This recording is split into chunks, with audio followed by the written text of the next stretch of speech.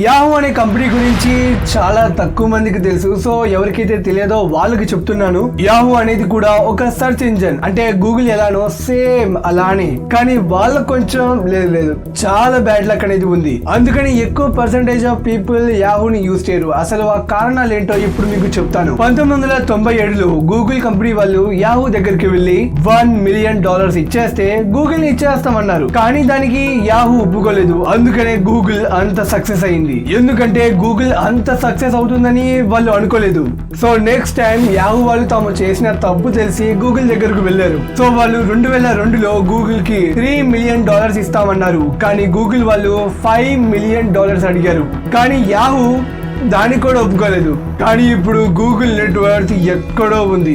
And తర్వాత యాహూకి బాగా losses రావడం అనేవి స్టార్ట్ అయ్యాయి. సో 2008లో మైక్రోసాఫ్ట్ వాళ్ళు యాహూకి ఒక ఆఫర్ ఇచ్చింది. అంటే బిల్ గేట్స్ గారు వచ్చి యాహూకి ఒక ఆఫర్ ఇచ్చారు. ఒకవేళ మీ యాహూని $44.6 బిలియన్ కి మాకు అమ్మేయండి అని. సో అంత పెద్ద అమౌంట్ ఇచ్చిన తర్వాత ఏ కంపెనీ అయినా రిజెక్ట్ చేస్తుందా అంటే చేసింది, యాహూ చేసింది.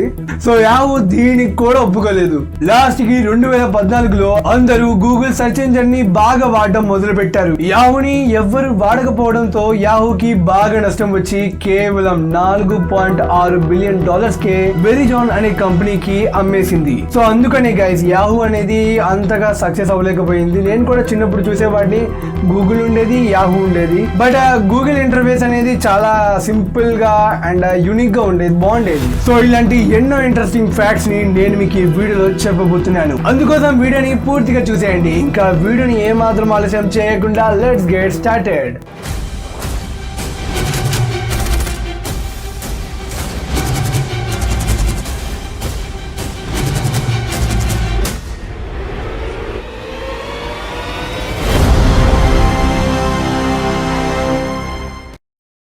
Fact number 9.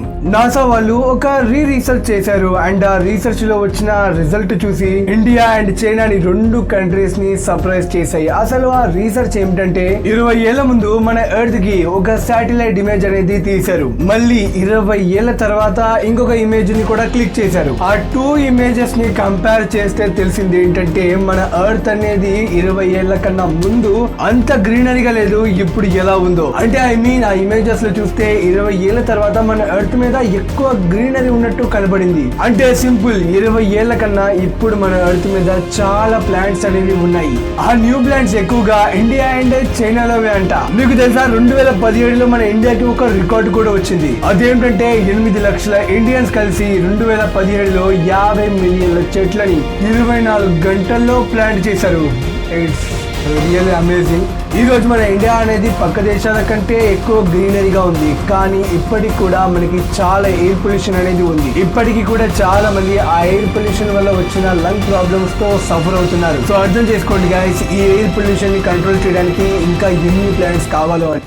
Fact number 8. ఇప్పుడు మీరు స్క్రీన్ పైన చూస్తున్నారు కదా, ఆ వ్యక్తి పేరు వచ్చేసి ఆండ్రూ నిక్లిన్. ఇతని ఏజ్ వచ్చేసి 50 ఏళ్ళు అండ్ ఇతను ఇంగ్లాండ్ లో ఉండేవాడు. అయితే ఇతను ఒకసారి చాలా అంటే చాలా క్రేజీ పని ఒకటి చేశాడు గైస్. అదేంటంటే తన నైబర్స్ హౌస్ లో, అంటే తన పక్కింట్లో ఒక కుక్క ఉండేది. ఆ డాగ్ ఏమో డైలీ నైట్ టైం అరుస్తూ ఉండేది. సో ఆండ్రూకి నిద్ర పట్టేది కాదు అండ్ చాలా ఇరిటేషన్ గా ఉండేది. అండ్ తను ఆ డాగ్ ఓనర్ కి ఎన్నిసార్లు చెప్పినా మీ కుక్క అరుస్తుంది నైట్ టైం లో కంట్రోల్ చేయండి అంటే వాళ్ళు కూడా కంట్రోల్ చేయలేకపోతున్నారు. సో ఒక రోజు ఆండ్రూ ఆ డాగ్ అరుస్తున్నప్పుడు తన అరుపుని రికార్డ్ చేశాడు ఒక టేప్ రికార్డర్ లో. అండ్ నెక్స్ట్ డే మార్నింగ్ పెద్దగా సౌండ్ బాక్సెస్ పెట్టి ఫుల్ సౌండ్ పెట్టి ఆ డాగ్ అరుస్తున్న సౌండ్ ని ప్లే చేశాడు. అండ్ స్పీకర్ ఎక్కడ పెట్టాడు తెలుసా? ఆ నైబర్స్ ఇంటి పక్కనే పెట్టాడు, ఎక్కడైతే కుక్క అరుస్తుందో. సో అప్పుడు ఇక్కడ సీన్ రివర్స్ అయింది. ఆ నైబర్స్ కి కోపం వచ్చి వాళ్ళు పోలీసులకి ఫోన్ చేసి చెప్పారు. సో ఇక్కడ సీన్ అనేది కొంచెం రివర్స్ అయింది. ఆ డాగ్ సౌండ్ ని ప్లే చేసినప్పుడు ఇంకా ఆ నైబర్స్ కి కోపం వచ్చి పోలీస్ కంప్లైంట్ ఇచ్చారు. సో ఇక పోలీసులు వచ్చి అతన్ని అరెస్ట్ చేసి కోర్టుకు తీసుకుని వెళ్లారు. కోర్టు పోలీసులని తన మీద ఒక అబ్జర్వేషన్ ఉంచమని చెప్పింది. ఇట్స్ వెరీ క్రేజీ ఇన్సిడెంట్ నిజంగా. సో ఆ టైంలో మీరు అక్కడ ఉంటే ఏం చేస్తారు నాకు కింద కామెంట్ బాక్స్ లో కదా చెప్పండి guys. Fact number 7. And friends, మీలోనే ఒక సబ్స్క్రైబర్ నాకు ఇన్స్టాగ్రామ్ లో ఒక ఫ్యాక్ట్ పంపించారు. నిజంగా అది చాలా అంటే చాలా బాగుంది. అందరికి తెలియడం అనేది ఇంపార్టెంట్. ఆ ఫ్యాక్ట్ ఏంటంటే మనలో ఎంత మందికి తెలుసు మన జాతీయ పక్షి నెమలి అనేది చనిపోతే చివరి నివాళిగా జాతీయ జెండా చుట్టి ఖననం చేయాలి అని. అంటే మన జాతీయ పక్షి నెమలి అనేది చనిపోతే దానికి జాతీయ జెండా అనేది చుట్టి దానికి ఖననం అనేది చేయాలి. నిజంగా ఈ విషయం తెలియడం అనేది చాలా చాలా చాలా ఇంపార్టెంట్. బట్ చాలా మందికి ఈ విషయం తెలీదు. అండ్ నేను మీకు ఇప్పుడు ప్రూఫ్ గా ఒక వీడియోని కూడా ప్లే చేసి చూపిస్తాను.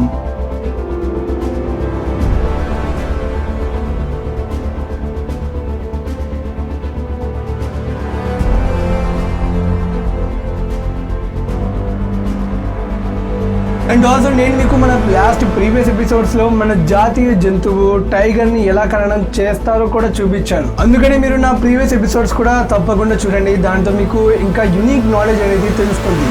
Fact number 6, Starbucks. ఇది ఒక ఫేమస్ బ్రాండ్. దీని గురించి మీరు చాలా మందికి తెలిసి ఉంటుందని అనుకుంటున్నాను. అయితే స్టార్బక్స్ లో పనిచేసే వాళ్ళు ఎవరైనా వాళ్ళు మాత్రం పర్ఫ్యూమ్ గానీ ఫ్రాగ్రెన్స్ పౌడర్ గానీ యూజ్ చేయకూడదు. ఇప్పుడు ఇది ఎందుకని మీరు అడగచ్చు. సో దీనికి కూడా ఒక రీజన్ ఉంది ఫ్రెండ్స్. అదేమిటంటే ఒకవేళ మీరు పర్ఫ్యూమ్ కానీ యూజ్ చేస్తే ఆ స్టోర్ లో ఉండే ప్రోడక్ట్స్ యొక్క స్మెల్ ని డామినేట్ చేసే ఛాన్స్ ఉంది. లైక్ కొంతమంది కస్టమర్స్ వచ్చి తమ ప్రోడక్ట్స్ యొక్క స్మెల్ చూస్తారు కదా, అప్పుడు దాని స్మెల్ లో తేడా రాకుండా ఉండడానికి వాళ్ళు తమ వర్కర్స్ ని పర్ఫ్యూమ్ కి అలౌ చేయరు వేసుకోవడానికి. సో అందుకని స్టార్బక్స్ వాళ్ళు అందులో వర్క్ చేసే వాళ్ళని పర్ఫ్యూమ్స్ అవి యూజ్ చేయనివ్వరు. ఫ్యాక్ట్ నెంబర్ 5, జపాన్ లో ఉండే ట్రైన్స్ అనేవి 90% కరెక్ట్ టైం కి వచ్చేస్తాయి. అంటే ఒకవేళ లేట్ అయినా జపాన్ రైల్వే వాళ్ళు మీకు ఒక సర్టిఫికేట్ ఇస్తారు. ఆ సర్టిఫికేట్ టీచర్స్, ఎంప్లాయీస్, స్టూడెంట్స్ కి ఇస్తారు. ఒకవేళ ట్రైన్ అనుకోండి జస్ట్ 5 minutes అంటే 5 minutes లేట్ వచ్చిందే అనుకోండి, వాళ్ళకి క్వశ్చన్ చేసే రీజన్ ఉంది. సో ఒకవేళ ఎవరైనా వాళ్ళని ఎందుకు ట్రైన్ అనేది లేట్ గా వచ్చిందని అడిగితే వాళ్ళు ప్రూఫ్ తో సహా చూపిస్తారు. పలానా అక్కడ వర్క్ జరుగుతుంది, పలానా అక్కడ ట్రాక్ వేస్తున్నారు, పలానా ఇక్కడ ఇదైంది, వాళ్ళు డీటెయిల్ గా ఇస్తారు తమ ప్యాసింజర్స్ అందరికి. జపాన్ లో ట్రైన్ లేట్ అయ్యే ఛాన్సెస్ నిజంగా చాలా చాలా చాలా తక్కువ. సో మాక్సిమం ట్రైన్స్ అన్ని టైం కల్లా వచ్చేస్తాయి అండ్ తాము అవి వెళ్ళవలసిన ప్లేస్ కి టైం కి చేరుకుంటాయి. ఇందాక నేను ఒక ఎగ్జాంపుల్ లో 5 minutes అని చెప్పాను కదా, బట్ ఈ ఫ్యాక్ట్ లో ఈ ట్రైన్ అనేది కేవలం 35 seconds లేట్ అయ్యింది. ఐ మీన్ జస్ట్ 9 కనుక్కుంటే కొంచెం 35 seconds లేట్ గా వచ్చింది ట్రైన్ అనేది ప్లాట్ఫామ్ మీదకి. దానికి ఆ ట్రైన్ యొక్క డ్రైవర్ అందరికి సారీ చెప్పాడు. అంతేకాదు ఇక్కడ ఉన్న వాళ్ళకి బంపర్ ఆఫర్ ఏంటంటే వాళ్ళు తమ టికెట్ డబ్బులు కూడా వెనక్కి ఇచ్చేశారు. ఫ్రీగా ట్రావెల్ చేయండి. ఇదే కానీ మన ఇండియాలో కానీ ఉంటే, అంటే ట్రైన్ లేట్గా వచ్చినందుకు టికెట్ డబ్బులు వెనక్కి ఇచ్చేసి ఫ్రీగా ట్రావెల్ చేయడానికి చెప్తే మనం లైఫ్ లాంగ్ ఇండియన్ రైల్వేస్ లో ఫ్రీగా ట్రావెల్ చేయొచ్చు. అంత నమ్మకం ఉంది నాకైతే ఇండియన్ రైల్వే సిస్టమ్ మీద. సో కోరుకుంటున్నాను గవర్నమెంట్ అనేది ఎంత తొందరగా ఈ లాని పెడితే అంత బాగుంటుందని. అంటే దీంతో మనకి బెనిఫిట్ అవుతుంది గైస్. ట్రైన్ అనేది రైట్ టైం కి వచ్చేస్తాయి ఈ రూల్ పెట్టిన తర్వాత. సో అది ఒకటి మనకి ప్లస్ పాయింట్. అండ్ లేట్ గా వస్తే టికెట్ కూడా క్యాన్సిల్ అయింది. జస్ట్ జోక్ చేశాను, దీన్ని ఎవరు సీరియస్ గా తీసుకోమాకండి. ఫ్యాక్ట్ నెంబర్ 4, ఫ్రెండ్స్ మనం ఏదో ఒకటి వర్క్ చేస్తున్నాం కానీ అప్పుడప్పుడు మన జోబుల నుండి ఫోన్ అనేది వైబ్రేట్ అవుతున్న సౌండ్ అయితే మనకి ఫీల్ అవుతుంది. సో ఎప్పుడైతే మనం మన జోబులో చేపెట్టి ఫోన్ ని బయటకు తీయాలనుకుంటామో ఆ టైంలో ఫోన్ అక్కడ ఉండదు. ఫోన్ టేబుల్ ముందే ఉంటుంది, బట్ ఎక్కడి నుంచి రింగ్ అయినట్టు మనకి సెన్సేషన్ కలుగుతుంది. అయినో ఈ వీడియో చూసే వాళ్ళు 90% దీనికి గురయ్యే ఉంటారు. లైక్ అనిపిస్తుంది ఫోన్ వస్తుందని, బట్ ఫోన్ అక్కడ ఉండదు, మీ ముందే ఉంటుంది ఫోన్ అనేది. సో దీన్ని అంటారు ఫాంటమ్ వైబ్రేషన్ సిండ్రోమ్. ఇది మన బ్రెయిన్ మనల్ని కన్ఫ్యూజ్ చేసే ఒక చిన్న గేమ్. ఫ్రెండ్స్ అసలు మన బ్రెయిన్ కొన్ని ప్యాటర్న్స్ ని గుర్తించుకోవడం అండ్ వాటిని ఆర్డర్ లో పెట్టడం అనేది చేస్తుంది. లైక్ మీకు డాగ్ ఎలా ఉంటుందో తెలుసు. ఆ డాగ్ ప్యాటర్న్ ఎక్కడో కనబడింది అనుకోండి క్లౌడ్స్ లో, అది డాగే అనుకుంటుంది మన బ్రెయిన్ అనేది. మనం దేనిని చూసినప్పుడు అందులో మోడిఫికేషన్స్ చేస్తూ ఉంటుంది, అసలు ఇది ఏదైనా ప్యాటర్న్ కి సూటబుల్ అవుతుందా అని. సో ఎప్పుడైతే అది కొంచెం సిమిలర్ గా అనిపిస్తుందో మన బ్రెయిన్ మనకి చెప్తుంది ఇది కొంచెం కుక్కలా ఉంది, ఇది కొంచెం పిల్లిలా ఉంది క్లౌడ్ అనేది, ఈ రాయి కొంచెం మనిషి ఫేస్ లా ఉందని అలా చెప్తుంది. సో ఈ కేసే ఇక్కడ కూడా జరిగింది. ఎప్పుడైతే మీ డ్రెస్ అనేది, మీ ప్యాంట్ అనేది కొంచెం రబ్ అవుతుందో మీ స్కిన్ కి, ఆ జస్ట్ ఆ చిన్న వైబ్రేషన్ ని మన బ్రెయిన్ ఏమనుకుంటుందంటే అక్కడ ఫోన్ వైబ్రేట్ అవుతుందని అనుకుంటుంది. ఎందుకంటే ఆ జస్ట్ ఆ రబ్బింగ్ ప్యాటర్న్ అనేది మీ వైబ్రేషన్ అయిన ప్యాటర్న్ కి కొంచెం మ్యాచ్ అయింది అంతే. ఇంకా మీ బ్రెయిన్ నీకు చెప్తుంది నీకు ఫోన్ వస్తుంది కొంచెం చూడు అని. దాంతో మనం చేయి పెడతాం, బట్ అక్కడ ఫోన్ ఉండదు, ఫోన్ ఏమో మన ముందే ఉంటుంది. సో ఎప్పుడైతే కొంచెం డ్రెస్ అనేది రబ్ అవుతుందో లేదా మజిల్స్ అనేవి అక్కడ ఆ చోట కాంట్రాక్ట్ అవుతాయో, ఎందుకంటే మన బ్రెయిన్ ఆ ప్యాటర్న్ ని గుర్తు పెట్టేసుకుంది. సో ఎప్పుడైతే అలాంటి సెన్సేషన్ వస్తుందో మన బ్రెయిన్ ఇంకా చెప్పేస్తుంది ఫోన్ వచ్చింది లేదా SMS వచ్చిందని. సో ఈ ఫాంటమ్ వైబ్రేషన్ సిండ్రోమ్ అనేది ఎక్కువగా ఫోన్ వాడే వాళ్ళలో వస్తుందంట. అంటే ఈ రోజుల్లో ఎవరు వాడరు చెప్పండి, చిన్నపిల్లల నుంచి పెద్దోళ్ళ దాకా అందరూ 24/7 ఫోన్లే వాడుతున్నారు అనుకోండి. సో నాకు ఒక్కసారి కింద కామెంట్ బాక్స్ చెప్పండి, మీరు కూడా ఈ ఫ్యాంటమ్ వైబ్రేషన్ సిండ్రోమ్ కి గురయ్యారా? Fact number 3. వెస్టర్న్ డిజిటల్ అనే ఒక స్టోరేజ్ కంపెనీ వాళ్ళు ఇండియాకి చెందిన మొబైల్ యూజర్స్ మీద ఒక సర్వే చేశారు. అయితే ఆ సర్వేలో తెలిసింది ఏమిటంటే చాలా మంది ఇండియన్ మొబైల్ యూజర్స్ వల్ల స్టోరేజ్ మీద ఎక్కువ కంప్లైంట్స్ చేశారు అని.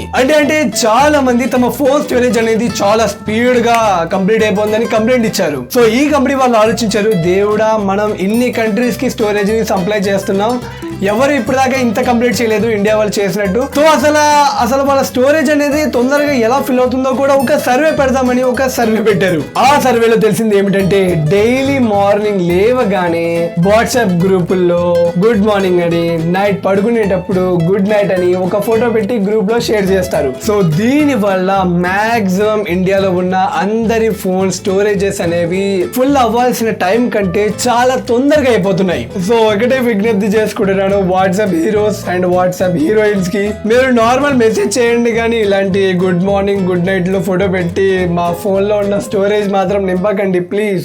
Fact number 2. మీరు ఒకవేళ ఏదైనా ప్రమాదంలో ఉంటే ఆర్ మిమ్మల్ని ఎవరైనా కిడ్నాప్ చేసే ప్రయత్నం చేస్తే in that case me mobile లో ఉన్న ఒక సెట్టింగ్ మీ ప్రాణాలని కాపాడగలదు. ఆ సెట్టింగ్ పేరు వచ్చేసి SOS అంటే సేవ్ అవర్ షిప్. దీనికోసం సెట్టింగ్స్ లోకి వెళ్ళి ఈ SOS అని సెర్చ్ చేసి దాన్ని క్లిక్ చేసి దాన్ని ఆన్ చేయాలి. మీరు అక్కడ కాంటాక్ట్ ఆప్షన్ లో మీ రిలేటివ్ నెంబర్స్ ని కూడా యాడ్ చేయొచ్చు, ఎవరైతే మీకు హెల్ప్ చేస్తారో అలాంటి టైమ్స్ లో. సో ఇప్పుడు మీరు ప్రమాదంలో చిక్కుకుంటే మీరు మీ ఆండ్రాయిడ్ మొబైల్ పవర్ బటన్ మీద 3 times ట్యాప్ చేయాలి. దానితో emergency number 112 and relative number కి హెల్ప్ మెసేజ్ వెళ్తుంది అండ్ ఆల్సో మీ లొకేషన్ కూడా వాళ్ళ దగ్గరకు వెళ్తుంది. దానితో మీకు హెల్ప్ దొరుకుతుంది. సో వెంటనే దీన్ని ఆన్ చేసుకోండి, సేఫ్టీగా ఉండడం మంచిదే కదా. ఫ్యాక్ట్ నెంబర్ 1 చెప్పే ముందు ఎవరైతే మన ఛానల్ ని సబ్స్క్రైబ్ చేసుకున్నారో అందరికి చాలా థ్యాంక్స్ అండ్ ఎవరైతే సబ్స్క్రైబ్ చేయడం మర్చిపోయారో వీడియో కింద ఉన్న రెడ్ కలర్ సబ్స్క్రైబ్ బటన్ ని క్లిక్ చేసి పక్కనే ఉన్న బెల్ ఐకాన్ ని క్లిక్ చేయండి. ఆ బెల్ ఐకాన్ ని ఆల్ లో పెట్టుకోండి. ఓకే, ఇప్పుడు మనం చెప్పుకుందాం ఫ్యాక్ట్ నెంబర్ 1. నేను మీకు ఇప్పుడు ఇలాంటి ఒక విషయం చెప్తాను, దాని మీద కొంచెం కాన్సన్ట్రేషన్ పెట్టి వినండి. ఫ్రెండ్స్, మీకు తెలుసా మనుషుల్లో పార్కిన్సన్స్ అనే ఒక డిసీజ్ ఉంటుంది. ఆ డిసీజ్ ఉన్న వ్యక్తులు కొంచెం మాట్లాడడానికి నడవడానికి కొంచెం ఇబ్బంది పడతారు అండ్ దీనికి ఎలాంటి ట్రీట్మెంట్ లేదు. సో ఈ పార్కిన్సన్స్ డిసీజ్ అనేది మన లోపల ఎలా వచ్చిందో మనం కనిపెట్టలేదు. సో ఈ పార్కిన్సన్స్ డిసీజ్ అనేది మన లోపల డెవలప్ అయ్యిందా లేదా అని ఎవరు చెప్పలేరు. అది ఎప్పుడైతే మన బాడీలో విపరీతంగా పెరిగిపోతుందో అప్పుడే డాక్టర్ టెస్ట్ చేసి నీ బాడీ లోపల పార్కిన్సన్స్ డిసీజ్ ఉందని చెప్తారు. అంటే ఇది మన బాడీలో స్టార్టింగ్ స్టేజ్ లో ఉన్నప్పుడే కనిపెట్టడం అనేది చాలా ఇంపాసిబుల్. కానీ యూకే లో ఉండే ఒక మహిళ, ఎవరి పేరైతే జాయ్ మిల్నీ, ఆమె కేవలం ఈ వ్యాధిని జస్ట్ స్మెల్ చూసే చెప్పేస్తుంది ఆ వ్యక్తికి పార్కిన్సన్స్ డిసీజ్ ఉందా లేదా అని. సో జాయ్ యొక్క ఈ క్లెయిమ్ ని వెరిఫై చేయడానికి డాక్టర్స్ ఒక టెస్ట్ ని కండక్ట్ చేశారు. డాక్టర్స్ అందుకోసం ఒక 10 మందిని సెలెక్ట్ చేశారు. అందులో 5 మందికి ఈ పార్కిన్సన్స్ డిసీజ్ అనేది ఉంది అండ్ ఇంకా 5 మంది వాళ్ళు జస్ట్ నార్మల్ పీపుల్, వాళ్ళకి ఎలాంటి డిసీజ్ లేదు. సో వాళ్ళకి కొన్ని షర్ట్స్ వేయించి 1 day తర్వాత ఆ షర్ట్స్ అన్నిటిని జాయ్ కి పంపించారు. ఇందులో ఎవరికి ఆ డిసీజ్ ఉందో చెప్పు అని. అప్పుడు జాయ్ చెప్పింది ఇందులో 6 మందికి ఈ పార్కిన్సన్స్ డిసీజ్ అనేది ఉంది, ఇంకా 4 అయితే లేదు అని. జాయ్ ఇక్కడ కరెక్ట్ గానే 5 మందిని గెస్ట్ చేసింది ఎవరికైతే పార్కిన్సన్స్ డిసీజ్ ఉందో. కానీ ఆ నార్మల్ పీపుల్ లో ఒక వ్యక్తికి ఈ డిసీజ్ ఉందని చెప్పింది. సో అప్పుడు డాక్టర్స్ ఇక్కడ నార్మల్ వ్యక్తికి ఆమె పార్కిన్సన్స్ డిసీజ్ ఉందని చెప్పింది. సో డాక్టర్స్ ఆమె ర్యాండమ్ గా గెస్ట్ చేసి చెప్తుందని అనుకున్నారు. కానీ ఇప్పుడు వస్తుంది కథలో ట్విస్ట్. కానీ 8 నెలల తర్వాత జాయ్ ఏ వ్యక్తికి అయితే, అంటే ఏ నార్మల్ వ్యక్తికి అయితే ఆ డిసీజ్ ఉందని చెప్పిందో ఆ వ్యక్తి డాక్టర్ దగ్గరికి వెళ్ళి నాకు పార్కిన్సన్స్ డిసీజ్ అనేది సోకిందని చెప్పాడు.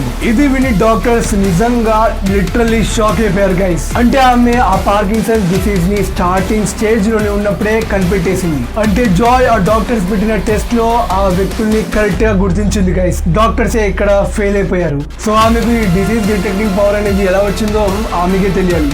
సో హోప్ యూ ఫ్రెండ్స్ మీరు ఈ వీడియో ద్వారా ఎంతో కొంత నాలెడ్జ్ ని గెయిన్ చేసుకున్నారని. సో ఇప్పుడు మీకు జడ్జిమెంట్ టైం, ఈ వీడియో మీకు ఎలా అనిపించిందో ఈ రోజు ద్వారా తెలియపరచండి. సో మళ్ళీ కలుద్దాం గైస్ ఇలాంటి మంచి ఇంట్రెస్టింగ్ ఫ్యాక్ట్స్ ఎపిసోడ్ తో. Until then bye.